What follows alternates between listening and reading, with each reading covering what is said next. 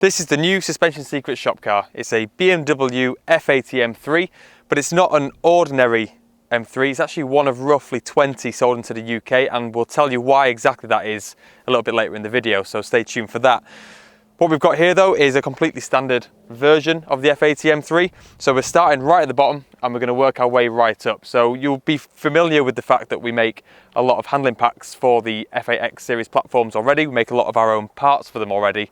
So what we're going to do is take you through each stage progressively through this series, and we're going to show you the actual difference it makes to the chassis. We're going to drive it ourselves on the road and on track, and we're going to outline issues we feel are cropping up with the car, how the chassis could be a little bit better, and then we're going to address those issues with components, with setups, and we're going to measure those settings and give you actual feedback. So we'll take a closer look at the car on the outside. So our friends at R44 Performance immediately supplied us with some nice carbon bits just to give the car a little bit more aggression. It was a bit lacking totally standard. The front end, it just looked it could have been a diesel. You know, it didn't have the aggression required. So they've supplied us with the front carbon inserts, front splitter, carbon front grills, carbon wing mirror covers, and we've got a carbon CS style rear spoiler as well. So that, along with the standard carbon roof, just really adds quite a bit to this.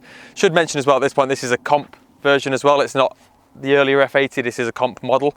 So we've got the 19-inch rims on there as well, 450 brake horsepower. So it's a good package, and a really great package to get some nice times on track eventually as well, which is what we're hopefully aiming for. So despite the F80 M3 being a car we make a lot of parts for already, we've got a lot of experience with the chassis, it's also a great platform. It's a great chassis, really nice amount of power to weight. It's got a really nice linear throttle response despite being turbo. So we thought this could be the perfect chassis for us to actually push and see what we can achieve out on circuit with it. We'll be taking it to the Nürburgring as well in the future, seeing how we can go around there, and also take you in the stages slowly to show how the incremental changes actually have an effect over the car. So it's a really nice platform to start with.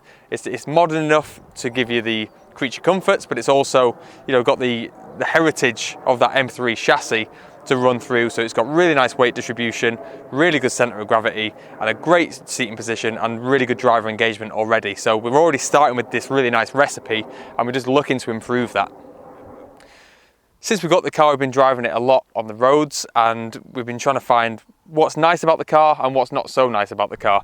And one of the standout features immediately, just driving this on the roads, is how crashy the OEM suspension is. So you get the feel that it's quite softly sprung, but then at the same time, over like a quick impact or a pothole or anything like that on the road, it's really aggressive, and you get that impact into the car and it feels really jerky. Whereas through a corner, it feels quite soft, and we've got a perfect example of this. So we almost immediately took the car to Oulton Park, and it was a bit of a washout. We'll show you a clip of that in a second, but we've got a really nice shot of the car going round it on our few dry laps that we achieved, and you could see how much the car is physically leaning over. So the rims are almost into the wheel arches, and it's a standard car. So the ride heights are already quite high, which we'll show you in a second, but through the corner, the springs are that soft, the chassis is moving around that much, it really wallows through the corners.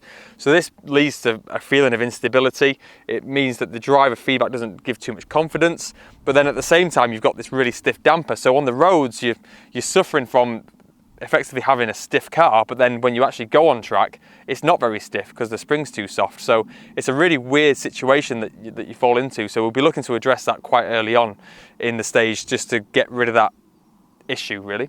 So following on from Oulton Park, that was our first track outing in the M3, and we got about 5 dry laps, and then the heavens decided to just open and the track was shut quite a lot because of the conditions. So after that, it was purely torrential laps, which we couldn't really use to get a good feel for the car. So the next night we decided to go to a Darlington evening session instead, and we took the car straight down there, and we had bone dry weather, really nice quiet track. So it was a really good opportunity to get a really good feel for how the car behaves as standard.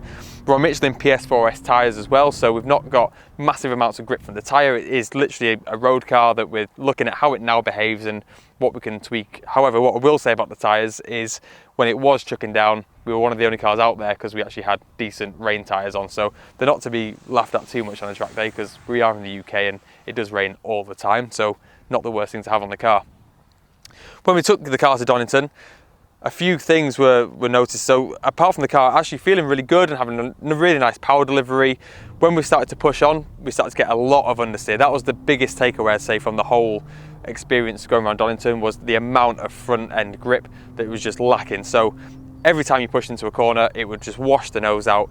You had to really feed it in gently and then get back on the power slowly, because if you got on the power too aggressively, again, it just pushed the nose out. So the real holdback of the car in terms of getting round in a decent time was the nose grip. That was the first thing that was immediately noticeable.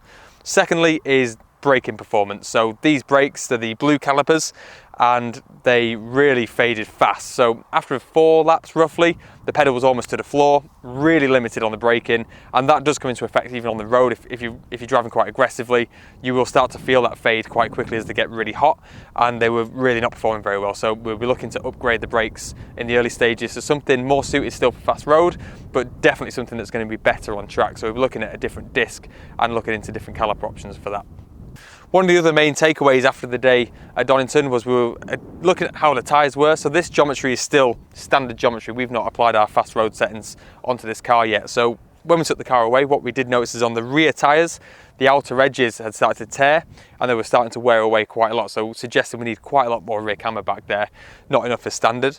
And on the front, same again, front outside edges were really worn down compared to the inner, and that's where that understeer was coming from. It was just rolling over onto the outside edge of the tyre and it was just scrubbing off and just giving us all that understeer. So we're going to start by giving this car a full geometry alignment using all the standard adjustment components. Then we're going to take it back to track and have a look at that rear tyre wear and see if dynamically we've helped to change how the car rotates a little bit and just help get rid of a bit of that corner entry understeer before we take the next step. So you might now be thinking, that's great, nice car, nice plan, but what makes this F80 M3 comp so rare, being roughly one of 20 we've managed to calculate in the UK?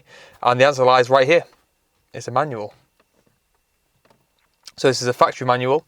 The shifter to me harks back to E46-esque. It's a really nice, short, snicky shifter.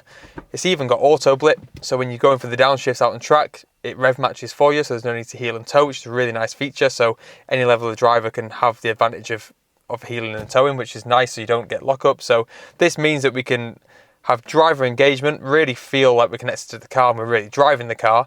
But it also means that we don't have to worry about competing with DCT times and DCT feel on track, because one of the main benefits of that is, apart from having your hands on the wheel at all time, is that the rev matching with the gears. So this does that for you as well, which is a really nice feature. So yeah, we're really excited about the car and what we're going to be doing for you over the next few episodes.